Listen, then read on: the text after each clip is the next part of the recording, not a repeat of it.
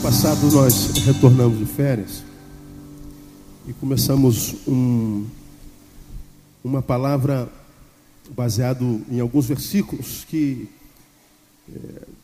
por estarem na Bíblia, quase que se contradizem, né?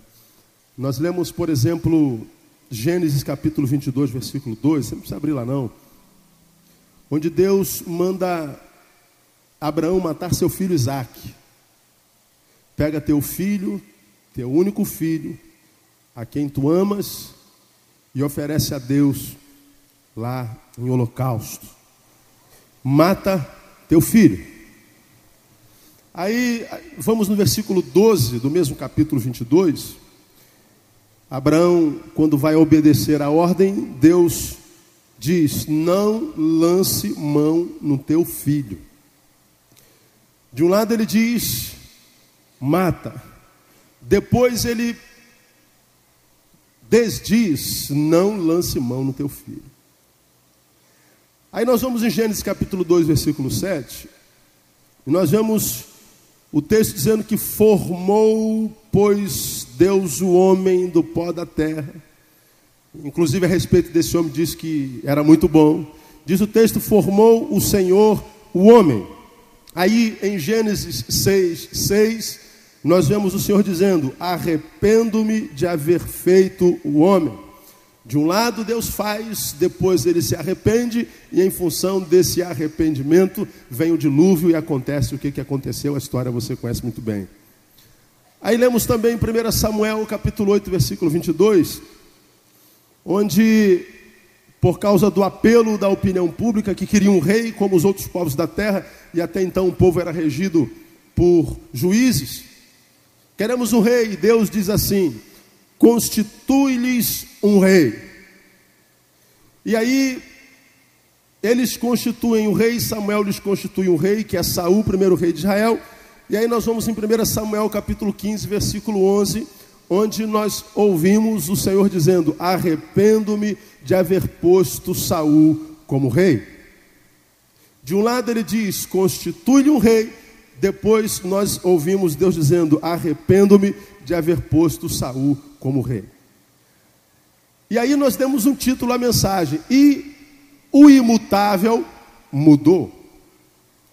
Porque quando nós vamos a Tiago, nós vemos Tiago dizendo que Deus é um Deus no qual não há mudança, nem sombra de variação. Deus não dá nenhuma variadinha como aquelas quedas de luz que de vez em quando nós temos na nossa casa, em qualquer lugar, né? Que tu dá uma variaçãozinha assim, que às vezes essa variaçãozinha mínima serve para queimar um computador, queimar uma placa-mãe, como queimou a minha, né? Semana passada eu tive que gastar mais uns 500 conto lá no meu computador, aquele famigerado computador, não é? Por causa de um rompantezinho, uma variaçãozinha de luz, pronto, foi por água abaixo. Tiago diz que Deus é um Deus no qual não há mudança, nem sombra de variação. Ele está dizendo: Deus não muda. Aí nós lemos esse texto, que aparentemente nós vemos Deus mudando, e nós começamos uma série de palavras, que devo terminar domingo que vem, no carnaval, ou no outro domingo, provavelmente,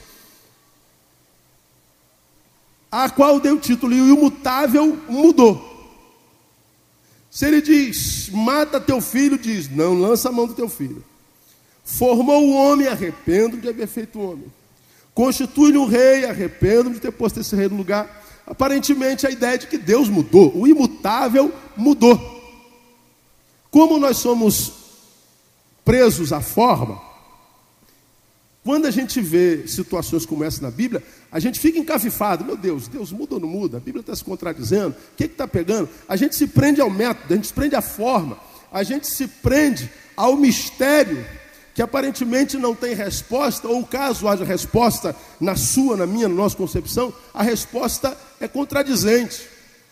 E aí a gente esquece de tentar entender o bojo, a bagagem, a história, e tentar tirar lições até daquilo que é misterioso, lições até daquilo que aparentemente é irrespondível. Não sei se existe essa palavra, mas você a entende, não é?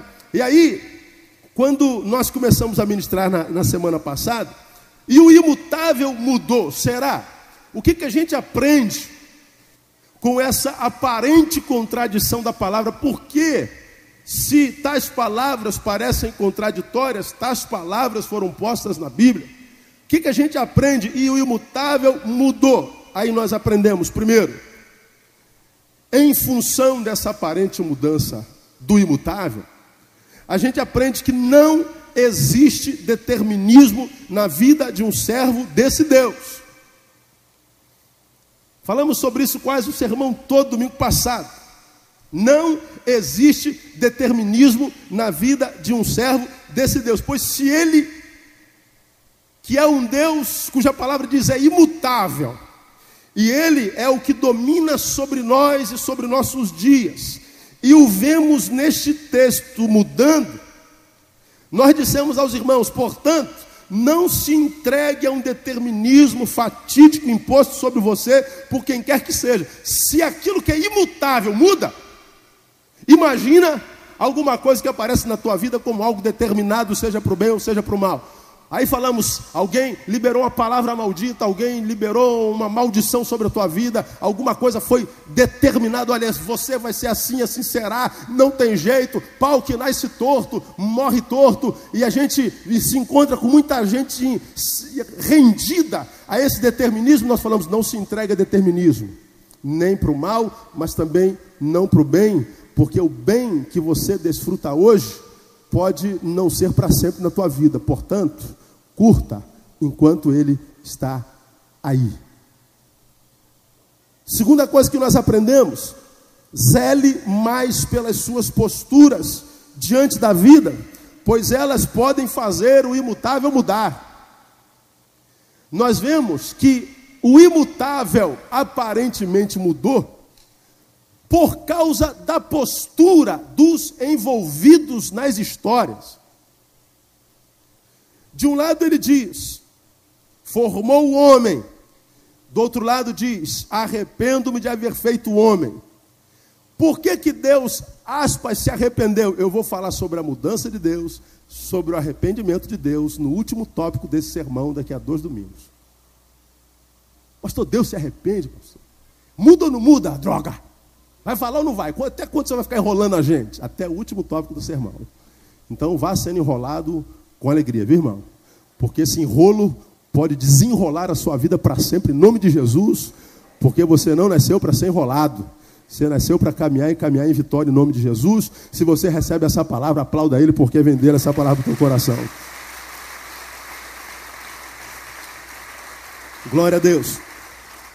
O imutável aparentemente mudou por causa dos envolvidos na história. No caso da criação, Deus mudou para pior. Criou o homem cheio de esperança, mas depois o dilúvio destruiu o homem. Por quê? Porque o homem mudou postura diante de Deus. O homem mudou postura diante da vida. E a postura do homem tendo sido transformada, parece que tal postura conseguiu mover Deus. No caso de Saul, Deus o colocou como rei, mas depois Deus o tira do reinado. Ele é o que estabelece reis e também os faz cair, como diz a música, por causa da postura de Saul diante de Deus e por causa da postura de Saul no reinado e diante dos homens. Deus mudou com relação, nesse caso ele mudou para pior também, Deus mudou com relação a Abraão, porque de um lado Deus mandou mata, do outro lado Deus diz não toca a mão nele. Deus transformou-se para melhor, Deus, aspas, mudou para melhor por causa da postura de Abraão. E aí nós falamos na semana passada, que nossas posturas diante da vida podem fazer o imutável mudar. Muitas vezes as coisas não acontecem, as circunstâncias não são transformadas, as adversidades não são vencidas, não porque Deus não está agindo ou porque Deus não quer agir, mas por causa das nossas posturas diante da vida. Postura. E essa palavra de domingo de manhã foi tremenda. Eu queria desafiar você a pegar o CD e ouvir essa palavra, ouvir no site, quando ela entrar no site daqui a alguns meses, porque foi tremendo. E eu ouso a dizer aos irmãos, escrevam isso aí, assuma a responsabilidade pelo que eu vou falar. Eu ouso a dizer a vocês, que as nossas posturas diante da vida, falam tão alto quanto o clamor que elevamos a Deus em oração. Eu vou repetir. Eu ouso dizer que as minhas posturas diante das adversidades da vida falam tão alto quanto um clamor que eu elevo a Deus num quarto, em oração, em súplica. Porque se você ora, mas não muda a postura, tua oração não tem valor. Cuidado com as suas posturas diante da vida. Hoje eu quero deixar com os irmãos o terceiro tópico. Eu não sei se está calor embaixo. Está calor embaixo, não? Está não, né? Glória a Deus. Então é só aqui em cima, eu vivo esse calor por vocês. Terceiro, não rejeite o que a vida lhe oferece no momento. Seja prosperidade, seja adversidade. Pois nenhuma nem outra é para sempre. Você entendeu? Eu vou repetir. Não rejeite o que a vida lhe oferece no momento. Diga, irmão, que está do seu lado. Não rejeite o que a vida lhe oferece no momento. Seja adversidade ou prosperidade. Não rejeite. Está vivendo um tempo de prosperidade, irmão? Quantos podem dizer amém aí? Está vivendo um tempo de adversidade, irmão? Quantos estão vivendo aí? Diga amém. Amém. Viva esse troço com intensidade. Não rejeite isso. Irmão, vamos parar com esse negócio, desse modismo evangélico, de estar rejeitando tudo, e mesmo estando rejeitando tudo, isso tudo não sai da gente. Nós temos mais que assim, ó, está amarrado, está amarrado, está amarrado. Gente, a gente amarra o diabo há quantos anos, cara? Pelo amor de Deus, o bicho... Que corda é essa com a qual a gente amarra esse trem, meu? Que o homem, ou ele desamarra todos os nós, ou ele tem poder para arrebentar tudo isso. Porque a gente vai amarrando e o bicho está trabalhando. Trabalha mais que eu e você juntos. Está amarrado, eu rejeito. Está amarrado. Irmão, há muita coisa que você está rejeitando na tua vida há muito tempo, que, a despeito de rejeitar e amarrar, se estabeleceu como crônico por causa de postura. Por causa de postura. Por causa de atitudes diante da vida. E esse texto me diz o seguinte, olha, se o Deus imutável muda, eu preciso entender que aquilo que eu chamo de hoje, seja com a qualidade que for com a qual esse hoje se apresenta a mim, precisa ser vivido. Seja o tempo do sabor ou o tempo do dissabor, seja o tempo da alegria, seja o tempo da tristeza. Eu preciso viver o hoje de qualquer forma. Eu não posso passar pelo hoje reclamando da qualidade do hoje. Eu não posso passar pelo hoje reclamando das adversidades do hoje, murmurando porque o hoje é como o hoje é. Eu preciso viver o hoje, porque reclamar do hoje não muda a situação do hoje.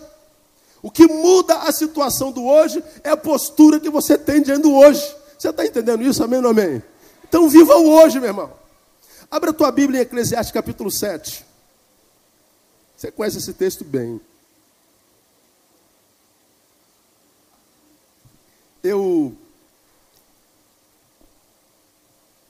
Jesus, eu já ia falar alguma coisa que eu não posso. Isso. Eclesiastes capítulo 7. Você já abriu, amém?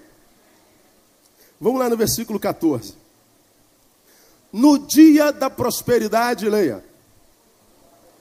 Regozija-te, ou goza, ou celebra, se alegra.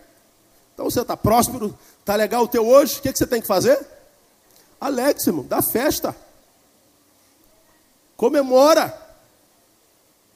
Vamos continuar lendo. Mas no dia da adversidade, faz o quê? Murmura. É isso que está aí? Reclama. Xinga Deus e o mundo. Se revolta contra a vida. Mata todo mundo. Arrebenta a boca do balão. Né? Se você está sofrendo, sofre sozinho não. Faça um monte de vítimas mesmo. Vamos lá. Semeia essa desgraça desse hoje que está te acometendo já. É isso que está dizendo aí? No dia da prosperidade, regozija-te. No dia da adversidade, faz o quê? Considera. Por quê? Porque Deus fez tanto este como aquele. Quem foi que fez o dia bom na tua vida? Quem foi que fez o dia mal na tua vida? Ué, como é que pode isso? Quem foi que fez o dia bom na tua vida? Diga Deus. Quem foi que fez o dia mal na tua vida? Deus. E aí? Agora, pensa, se hoje tá bom, o que você tem que fazer? Celebrar. E se hoje está mal? Considera. Por quê? Porque Deus fez um quanto o outro. Então, ele está dizendo o seguinte, gente, o hoje é assim mesmo. Há um hoje que vem bem, há um hoje que vem mal. E quando você aprender a viver o hoje bem, você aprender a viver o hoje mal, você vai ver que a sua vida vai se equilibrar.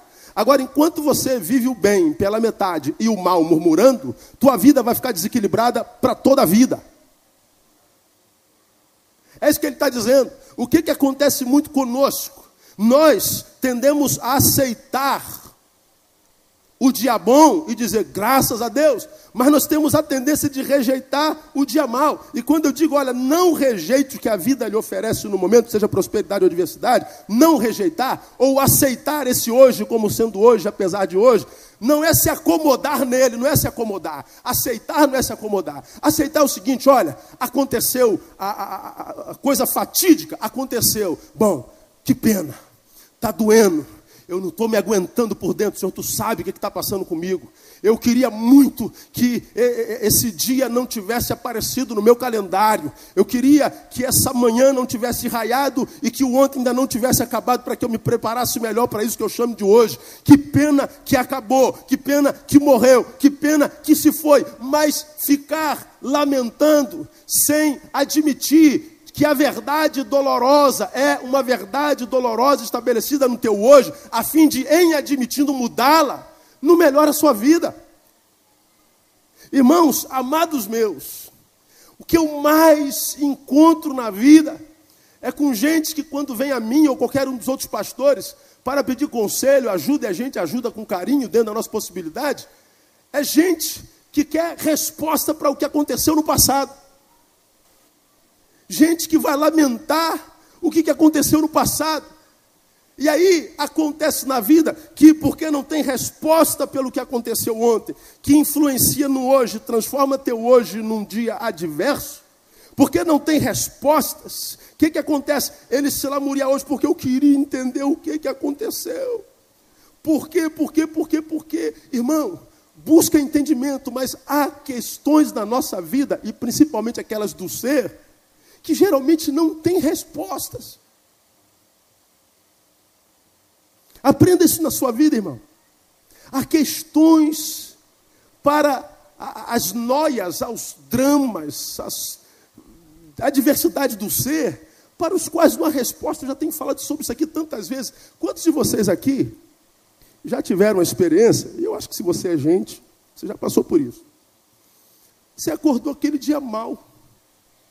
Down, out. Você acordou azedo, irmão. Você está mal.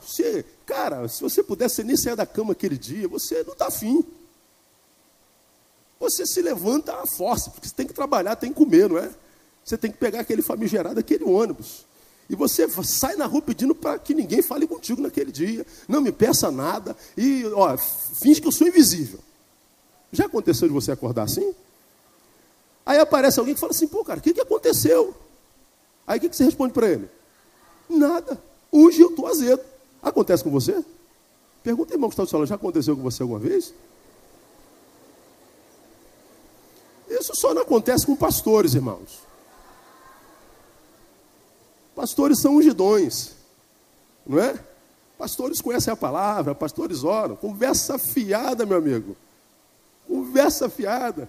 Às vezes a gente acorda assim, azedão, desanimadão, sem querer acordar, sem querer conversar. Se pudesse ir lá para o pau do morro, para baixo daquela jaqueira, botava a rede, tomava laranjada com gelo, irmão.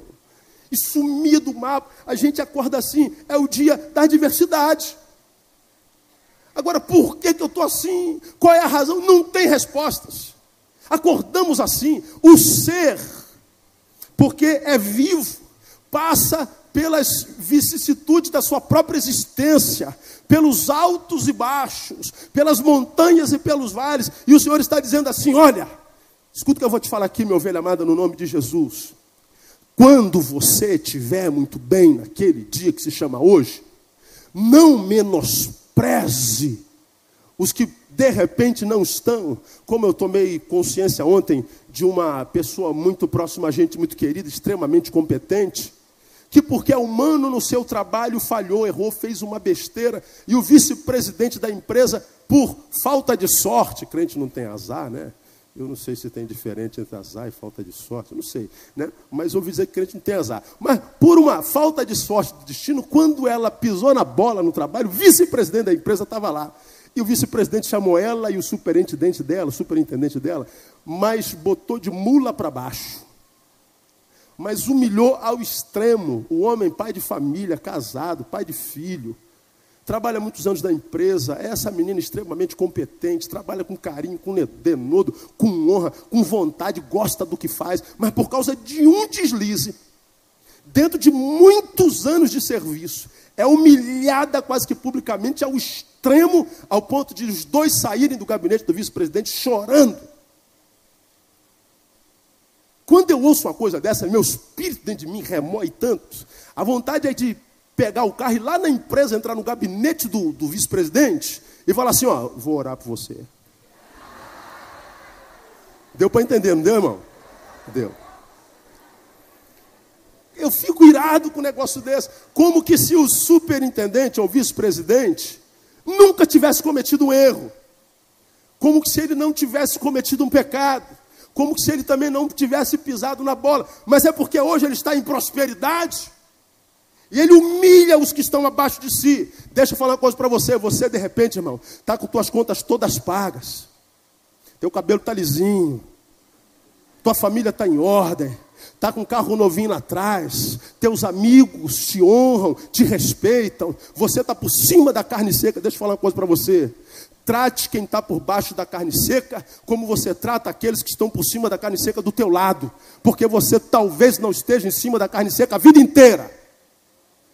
É possível que esse irmão que está do teu lado um dia esteve muito além da carne seca, mas hoje está lá embaixo. Só que amanhã essa situação pode se inverter.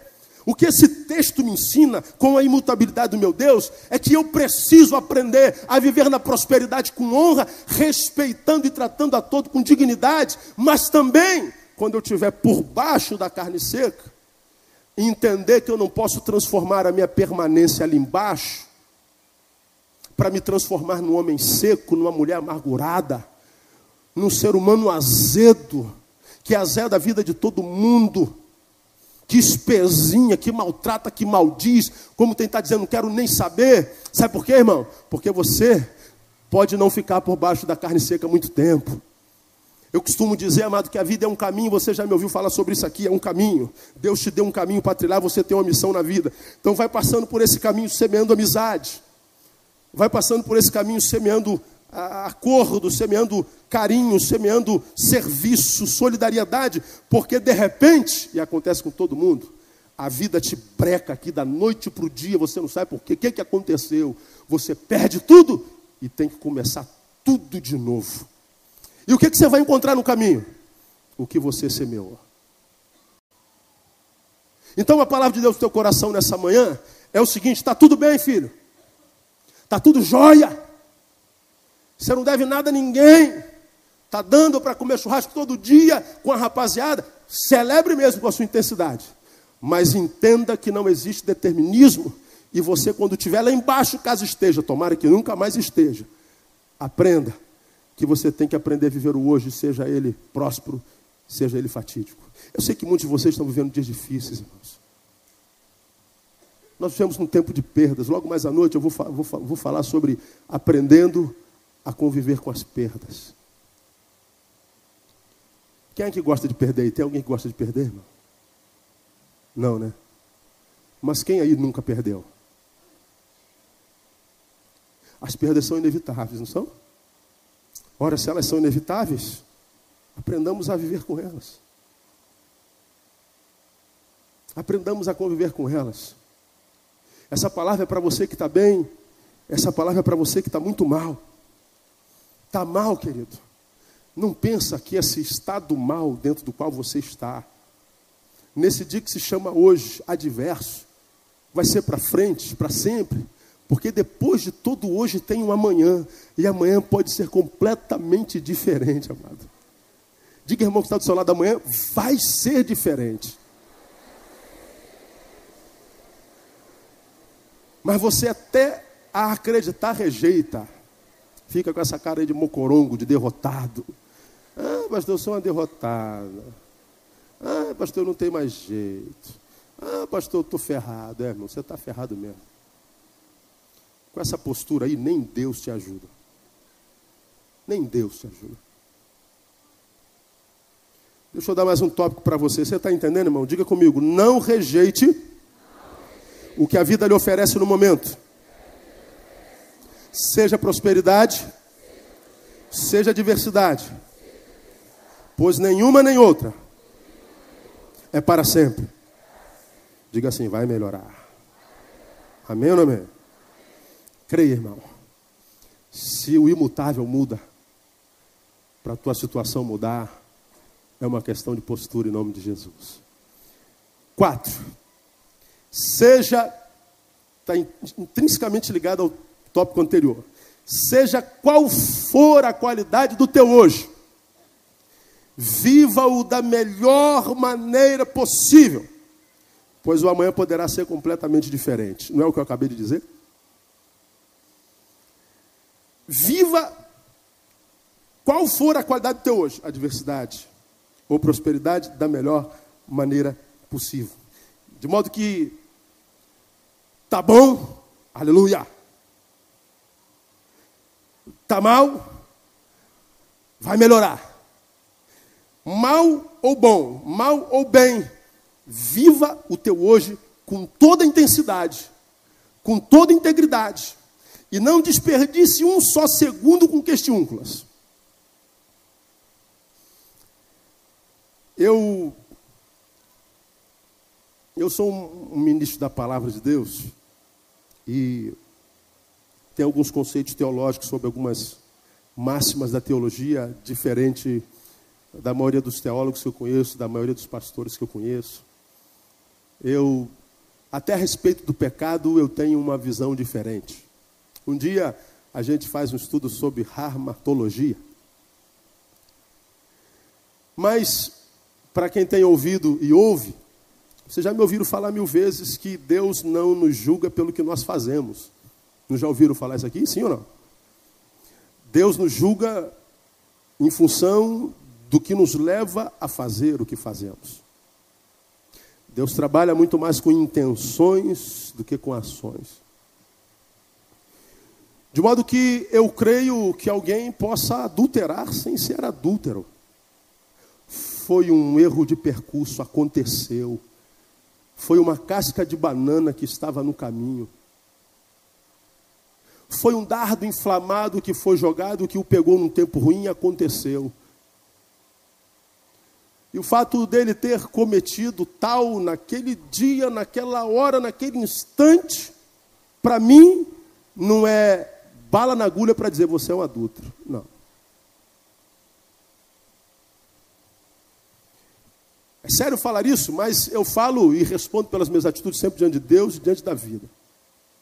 Davi foi um homem que pecou e várias vezes, e Deus continuou dizendo, é o homem, o que? Segundo o meu coração. Uma vez falei sobre Davi, e quando não entendia bem, ainda não era maduro o suficiente para entender a palavra, eu olhava para Davi e olhava para a palavra de Deus. Esse Davi, né, o que você está vendo aí, é o homem segundo o meu coração. Eu falei, então tu tem problema coronário, Deus. Porque não é possível. Não é possível que o padrão de gente do Senhor seja Davi. Olha as atitudes de Davi diante de alguns problemas. Eu sou melhor que ele. Olha as atitudes de Davi com relação à família. Eu sou melhor que ele. Você também. Olha a postura de Davi quando quer cometer um pecado. Só matar o homem lá, o marido da mulher. Eu tinha crises porque eu não entendia como Deus olhava para Davi e dizia que Davi era o homem segundo o seu coração. Deus, tu precisas ir num cardiologista. Mas não, é que depois eu aprendi, você já me viu falar sobre isso aqui, que Deus não julga o homem pelo que ele faz, mas pela intenção com a qual ele fez. Deus pegou alguns pecadores e lhes salvou e disse assim, ó, vai, não peques mais. Deus não tem problema com pecadores, Deus tem problema com pecados. Você tem ouvido falar isso a vida inteira, Deus abomina o pecado, mas ama o pecador. Então Deus não deixa de me amar, ou me ama mais porque eu peco ou não peco. Você está aqui em pecado, saiu nessa manhã de um pecado grave, está sentado do lado de alguém que está vivendo sem cometer um delito há uma semana. Deus não ama mais do que você, ama igualzinho. Pecado para mim, mais do que algo que eu cometo, é algo que eu deixo de cometer.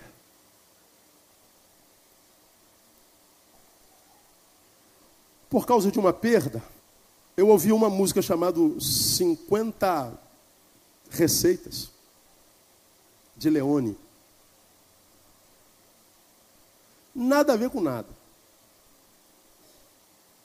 Mas são aquelas músicas que saltam assim de vez em quando, como aquela que eu citei no domingo passado, eu prefiro ser uma metamorfose ambulante do que ter aquela velha opinião formada sobre tudo. Aí eu recebi um e-mail, pastor, o seu culto foi uma bênção, mas eu saí de lá escandalizado.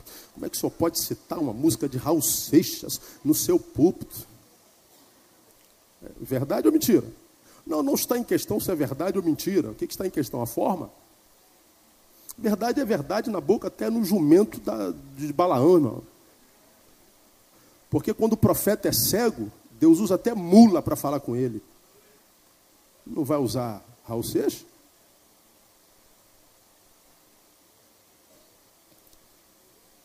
Essa música, o cara diz mais ou menos assim, ele teve uma desilusão amorosa, foi o caso dele. Mas se aplica em qualquer desilusão. Eu não estou chorando das brigas que tivemos, dos arranhões, dos percalços, das traições, porque ele ainda amava.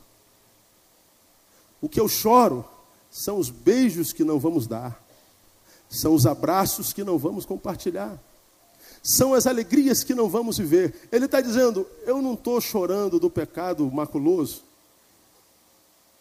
eu estou chorando pela ausência da possibilidade de um futuro maravilhoso. Para mim, pecado tem a ver com isso, não tem a ver com o que eu cometei no pecado. Eu me sinto em pecado quando eu percebo que poderia viver melhor e não vivo por causa de questiúnculos.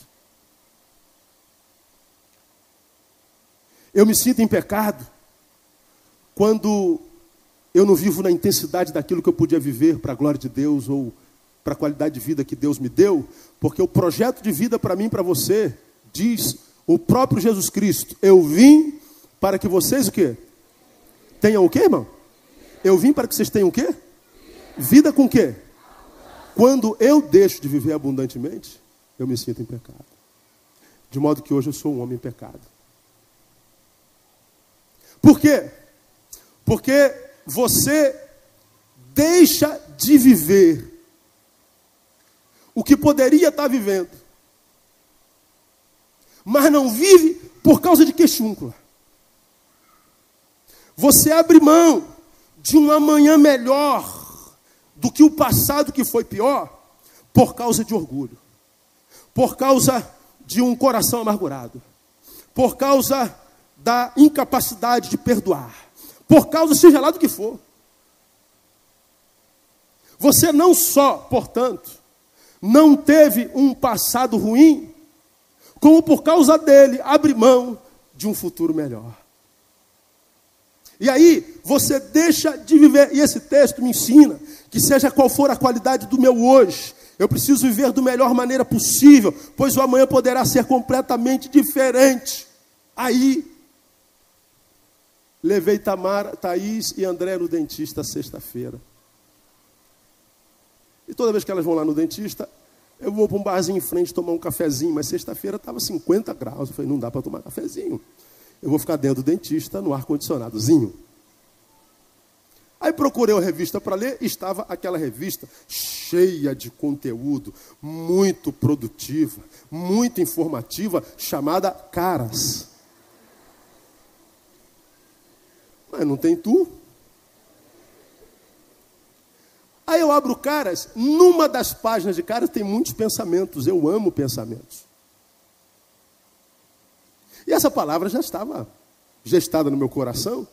Aí eu vou lá no meu pensamento, o Márcio chegou lá depois. Quando eu saí, você deve ter me visto anotar alguma coisa em cima lá do salão, do balcão. E lá estava escrito assim: ame o momento. Até os sombrios, deles nascem flores. Cada momento afeta o todo. A vida é sucessão de momentos. E viver cada um é ser bem-sucedido. Corita Kent, muralista americana. Eu não sei nem o que um muralista faz. Muro eu sei que não é. Quem faz muro é pedreiro, né, Arnaldo? Ame o momento até os sombrios, deles nascem flores. Cada momento afeta o todo.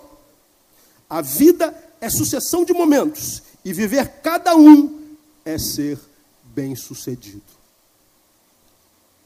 A gente fala tanto de sucesso, a gente fala tanto de ser bem-sucedido, a gente fala sempre de vitória, e esse texto me ensina que bem-sucedido é quem vive cada momento, seja ele de prosperidade, seja ele de adversidade. E eu vou dizer uma coisa para você: quem vive a alegria com alegria, quem vive a tristeza com choro, nada mais é alguém que cumpre a palavra de Deus, porque a palavra de Deus diz que há tempo de sorrir e há tempo de chorar. E quem está no tempo de sorrir e não sorrir, peca.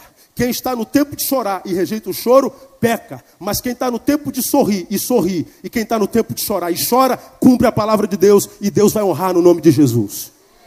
Viva cada momento que a vida lhe dá naquele tempo que se chama hoje. Viva com intensidade, porque aquele momento não é definitivo. Se está mal, tem esperança, pois o amanhã poderá estar muito melhor, irmão. E se está bom, celebre, porque a tua alegria pode chamar mais alegria ainda.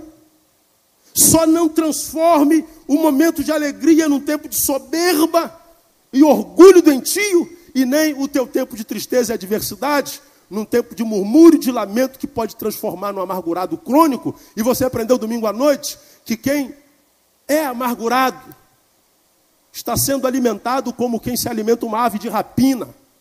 A ave de rapina é a ave que se alimenta de cadáver. A amargura é uma árvore de rapina, porque de repente você está aí amargurado, amargurada com alguém que lhe machucou, com alguém que lhe traiu, alguém que lhe feriu. E você diz assim: fulano morreu para mim. Sim, ele morreu para ti, mas ele não sai da tua cabeça. Você se alimenta desse cadáver, desse que morreu para você. É ele que continua gerando a tua amargura. Você se transforma porque não luta contra essa amargura, e alguém que se tornou ave de rapina se alimenta de morte.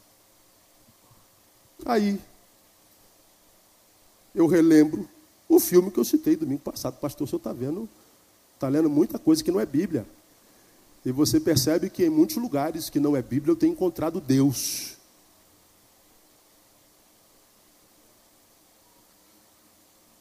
Voltando à vida. Não é esse o nome do filme, Ed?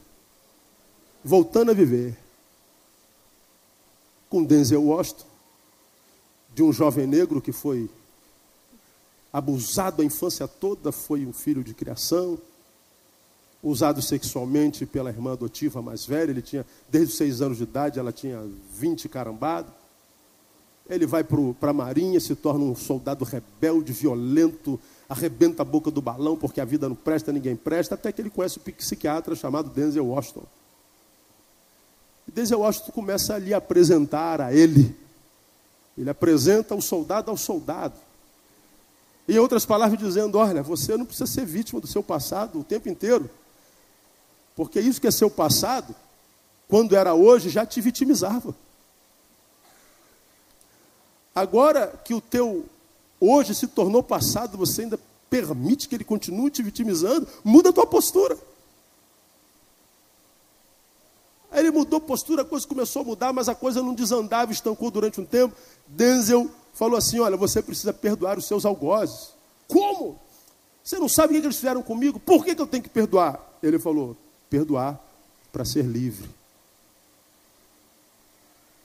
Perdoar para ser livre. Ele não disse, mas se ele estivesse aqui ouvindo esse sermão, Denzel Washington, ele estaria sentado e falando, puxa, essa frase caberia bem naquele filme. Você precisa perdoar, porque senão você se torna uma árvore de rapina. Vai se alimentar desses cadáveres que estão mortos dentro de você. Então eu termino minha palavra de hoje, irmão, dizendo para você, repetindo para você uma vez mais. Se até o imutável mudou, ora, meu irmão, o que são teus hojes ou os teus amanhãs para serem mudados? Se até aquele que não muda e nem tem sombra de variação aparentemente muda, ora, o que é o teu futuro? Ou o teu presente para não ser mudado?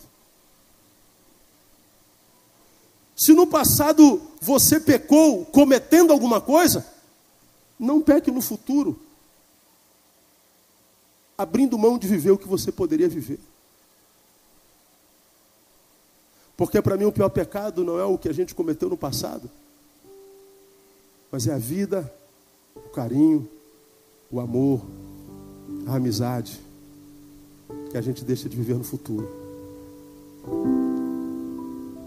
Essa palavra é tremenda, cara.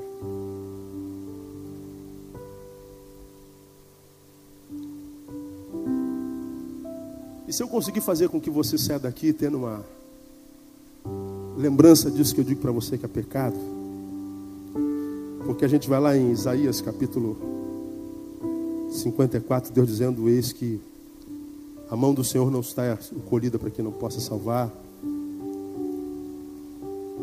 nem os meus ouvidos fechados para que não possa ouvir, mas os meus pecados, os vossos pecados fazem divisão entre vós e o vosso Deus, de modo que não vos ouço. O pecado impede Deus de nos ouvir, não que Deus se ensordeça, é que o pecado não deixa chegar lá. Aí você diz assim, mas pastor, eu pequei, fiz um monte de coisa errada, mas eu deixei tudo isso, mas parece que Deus ainda não ouve. Então veja o pecado com essa nova perspectiva. Não é só o que você cometeu, é aquilo do que você abre mão. Abre mão e podia qualificar muitíssimo a sua vida. Poderia fazer você um ser humano melhor, poderia transformar o teu hoje num hoje mais agradável. E se você abre mão porque está se alimentando de cadáver, amargurou, está com medo, não quer arriscar, e se o passado se repetir, ó, irmão, se você não se arriscar, você não vai saber nunca. Mas o passado pode se repetir, pode, irmão. Mas o passado pode não se repetir, você só vai saber se se arriscar. Se se arriscar a amar de novo, se se arriscar a se relacionar de novo, a ser solidário, a fazer o bem a despeito do mal que te fizeram, a se recusar a deixar de ser vítima eterna do sistema e do mundo que não está nem para você, se você vive ou se você morre, o mundo não tem conhecimento de ti. Ou você traz qualidade para a tua vida, você vive cada momento, irmão.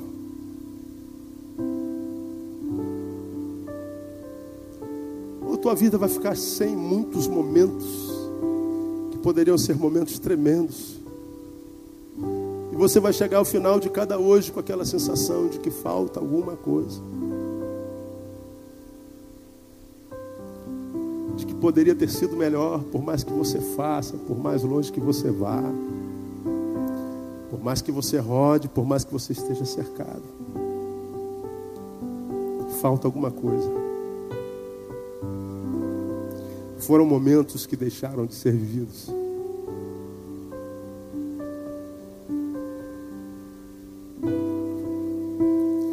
Se é isso que o teu hoje tem para você, viva o hoje com toda intensidade. E você vai ver que se o imutável mudou, por causa de posturas, por causa da tua postura que não abre mão, vai mudar com relação a você também. A felicidade não é uma utopia, é uma realidade. Depende de cada um de nós. Deus abençoe você com o coração aberto para receber essa palavra que vem do alto. Amém? Feche teus olhos. Pai,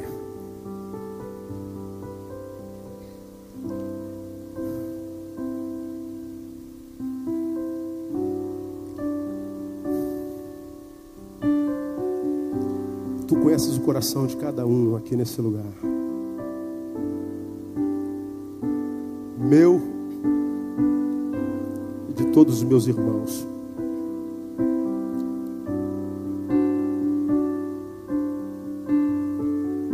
E eu te peço, Deus, que nessa manhã Tu possas, como disse o profeta, como disse o salmista um dia, se há coração de pedra, tira os corações de pedra, coloca um coração de carne para que eles recebam a Tua palavra e se convertam à Tua palavra. Tu conheces os ontens, Tu conheces os hojes, e Tu sabes como podem ser os amanhãs de cada um de nós. Tu sabes que aqui, ouvindo a Tua palavra, sentado neste lugar, há servos cujo hoje é marcado pela adversidade. A adversidade que ainda não fora mudada, não porque eles não queiram, mas porque não lhes ensinaram como fazer. E eu quero crer e creio que nesta manhã Tu estás a dar uma aula de vida à Tua igreja, e que a Tua igreja possa viver essa vida no nome de Jesus. Que eles não abram mão, uma vez que a respeito do passado não podem fazer mais nada, não abram mão do futuro, a respeito do qual eles podem fazer tudo, dependendo da sua postura.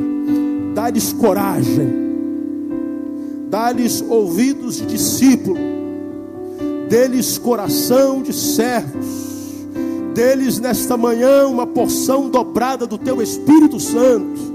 Restitui-lhes a fé e a esperança, e faz com que, ao se levantarem deste lugar, se levantem para uma nova forma de vida no nome de Jesus. Guarda o nosso coração das nossas fraquezas, das nossas frouxuras. Guarda o nosso coração das nossas insandícios. Guarda o nosso coração das nossas posturas equivocadas no tempo da adversidade, quando muitas vezes permitimos que as nossas bocas sejam um depósito de detritos. Nós queremos aprender a viver a alegria e queremos aprender a viver a adversidade. Queremos viver a cada momento, porque a vida é sucessão deles, e viver cada um deles é sucesso. Nós queremos o sucesso da Tua palavra. Dá-nos essa bênção. Por Jesus nosso Senhor eu lhe peço. Amém e amém. Vou em paz. Até logo mais.